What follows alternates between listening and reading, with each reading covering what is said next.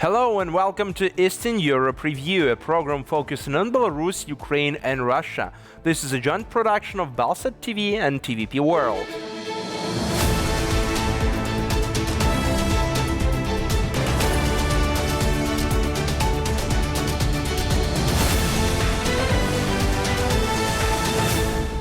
My name is Dmitry Mitskevich and let's take a look at the headlines.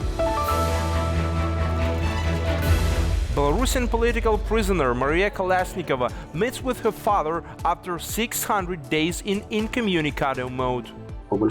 This doesn't change the main thing. They remain hostages. Russian doctor sentenced to 5.5 years for alleged anti-war remark. I think this is absurd. What can I say? 2 years after liberation of Kherson, life in the region today. Right here in the roof, you see there's a hole. That's where the shell was sticking out. Unexpectedly, good news appeared in Belarusians' news feeds. Political prisoner MariaKalesnikava was reunited with her father after more than 600 days of incommunicado detention. Total isolation from the outside world is a particularly cruel form of torture used by the Lukashenko regime against its opponents. Pro-government media outlets showcased the joyful reunion between daughter and father, but can this meeting be seen as a step by the regime towards reconciliation? The leader of the Belarusian protests of 2020, MariaKalesnikava, who was sentenced to 11 years in prison, was finally allowed to meet her father. For more than 600 days, the political prisoner remained in incommunicado detention, meaning she was deprived of any contact with the outside world. At the time of the meeting, she seemed cheerful and beautiful, and her condition didn't cause me any concern. The meeting took place in the prison hospital, but it's not known whether Maria is there as a patient. In a published photo, the father and daughter look happy. The last time they saw each other was in December 2022, when Kalesnikava had just undergone surgery for a perforated ulcer. This doesn't change the main thing. They remain hostages. Recently, the sister of the political prisoner, Tatyana Homich, reported that Maria had lost weight, now weighing only 45 kilograms, despite being 175 centimeters tall. Tatyana collects information about Maria from women who are either in the same penal colony or have been released from it. Kalesnikava's father has now said that his daughter is doing well. However, he may not be entirely sincere. I understand that the father can't tell the whole truth, because even though he met his daughter, she's still in prison. The Belarusian dictator Alexander Lukashenko commented on the possibility of MariaKalesnikava meeting with her family during an interview with the BBC journalist Steve Rosenberg in October. He tried to make assurances that Maria's relatives did not want to meet with her. Maybe they are a family who, unlike you, are not interested in seeing MariaKalesnikava. The dictator also said that he is ready to consider MariaKalesnikava's appeal for clemency in his name. According to the terms of the meeting, Alexander Kalesnikov couldn't disclose its details, but he revealed that he discussed with his daughter the possibility of making such a request. Lukashenko is preparing Maria, Viktor Babarika and other political prisoners, but not ordinary people, for further games with the West, for the purposes of trade and for manipulation, including Belarusian society. Lukashenko himself denies such accusations. Our fugitives give you the idea and tell you that I'm releasing political prisoners because I want to improve relations with the West. I release political prisoners for humanitarian reasons. These are mostly old and sick people.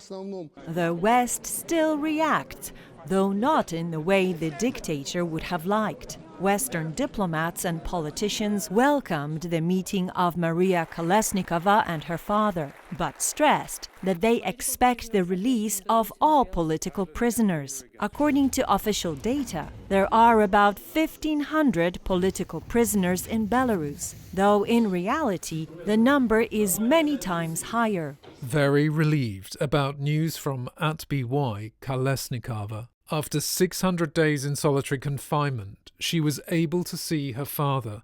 Words can't describe the hardships she must have endured. The isolation of all political prisoners must end now. They must be released immediately and unconditionally. Other leaders of the opposition and protest movements of 2020 remain in incommunicado detention in Belarusian prisons. Sometimes relatives don't even know if their loved ones are alive. 5.5 years in prison for words that were never spoken. Nadezhda Buyanova, a 68-year-old pediatrician, has been sentenced to prison for allegedly telling the mother of a young patient that Russian soldiers were a legitimate target for the Ukrainian army during the war. A pediatrician, Nadezhda Buyanova, has been sentenced to 5.5 years in prison. The 68-year-old woman was convicted following a complaint filed by the widow of a Russian serviceman. Allegedly, during a medical examination of a 7-year-old child, Buyanova responded mockingly to the boy's words that he missed his father, who had died in the war, and reportedly remarked that the man was a legitimate target. The indictment states that Buyanova's actions were motivated by national hatred. I think this is absurd. What can I say? I just want to say that I'm glad to see you all and I'm grateful that you came. I can't wrap my head around it. Maybe later, but not right now. The lawyers noted that 3 attendees were detained after the hearing, allegedly for insulting the court. Additionally, a lawyer, Leonid Solovyov, highlighted that no evidence of Nadezhda Buyanova's guilt was presented during the trial. The verdict was based solely on the denunciation of a phrase, allegedly spoken in a private conversation. It's hard to comment on anything. I can't say I expected anything different. Unfortunately, there's no justice now. It hasn't happened yet, but let's hope it'll happen later. In any case, the truth remains, and we hope it'll be defended in the future. Her guilt hasn't been proven at all. It's clear that Russian courts don't issue acquittals, especially under such charges, but this is precisely a case where, in the complete absence of guilt, the court could have imposed a fine, which of course would have been paid to the rest of society. The sentence is extremely harsh, even by today's standards. The regime seems far more lenient toward those who commit actual crimes. For example, 2 repeat offender brothers from Chuvashia received a 5-year sentence each on charges of gang rape after they had beaten and raped a 36-year-old woman. Even if we assume that the accusations are true and everything stated as a fact, jailing a woman and a well-established doctor for 5.5 years just for some words goes beyond all limits. Human rights activists note that Buyanova's case is unusual due to its level of cynicism and falsifications, and it stands out even from the established practice of applying charges related to the so-called military fakes. We have extensive experience handling cases under the same section of the criminal code. However, compared to all the cases we've managed, this one is exceptional, remarkable for its level of cynicism and falsification. Anastasia Akinshina, the widow of a participant in the war with Ukraine, whose statement led to the trial of the pediatrician Nadezhda Buyanova, has refused to comment on the verdict. I don't want to say anything at all. This is none of my business. I've given my testimony. The media discovered that the woman has been divorced from her husband since 2021. Furthermore, they had previously gone to court, with Akinshina attempting to evict her husband from their apartment. It's worth noting that Judge Olga Fedina, who sentenced the pediatrician Nadezhda Buyanova to 5.5 years in prison, received a promotion on September the 30th during the trial. The city that survived. 2 years ago, Kherson was liberated from Russian occupation.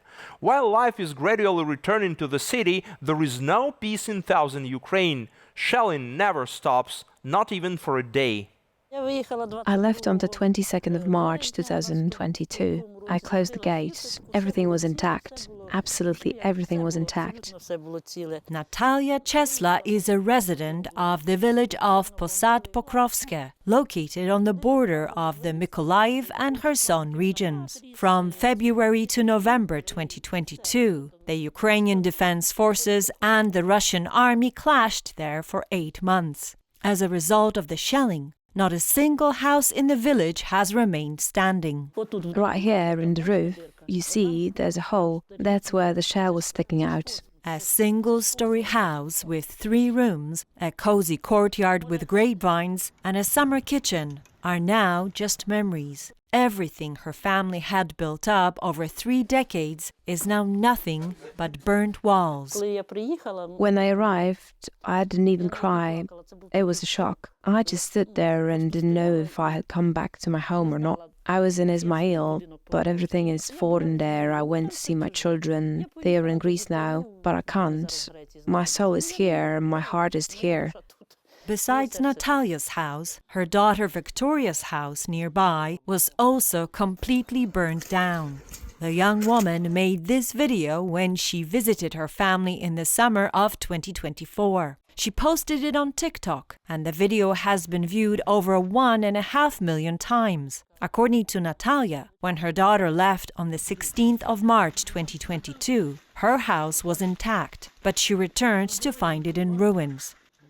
The couple now live in a former farm building, where they grow tomatoes, cucumbers, and herbs in the greenhouse while insulating their home. 2 years after the liberation of the right bank of the Kherson region, the Chesla family is still thinking about the future and preparing for the cold. This is Olena Naumova, an English teacher with 37 years of experience. Hi, sunshine. How's it going? I'm fine. You and I are learning about animals now. What is it? This is a cat. Olena lives in one of the districts of Kherson that was occupied by the Russian troops. Known on TikTok as the teacher with a sense of humor, she is famous for sharing stories about life in the city during the occupation. Olena Naumova tells us that the occupation authorities did not approve of what she was doing. On the 23rd of August 2022, the eve of Ukraine's Independence Day, she was taken from her home and brought to an interrogation room with a plastic bag over her head. I have it with me. I've kept it. I was picked up in it and brought back in it. The woman was held in a cell in the basement of a building in Kherson for 11 days. During the interrogations, she was asked if she loved her homeland and how she felt about the so-called special military operation, the term the Kremlin uses for Russia's war against Ukraine. She said she had left inscriptions on the walls of the cell and used the bag as a pillow. When I was alone in the cell, I could take the bag off, but during the interrogations, I had to stay in the bag. There was a rough wall in the cell. It was cold. There were only 2 chairs and nothing to lie in, just cold cement. I'd put the bag against the wall and try to sleep. The teacher was released in early September 2022 at the beginning of the AFU's offensive operation in Kharkiv. Olena believes that her popularity on social media helped prevent Russian soldiers from killing her. After the city's liberation, Olena Naumova left Kherson to testify in The Hague. She then returned home and now works in an online children's center, while also making videos in support of the Ukrainian armed forces. That's all for today. Eastern Europe Review will be back next Sunday. Please stay with TVP World and stand with Ukraine.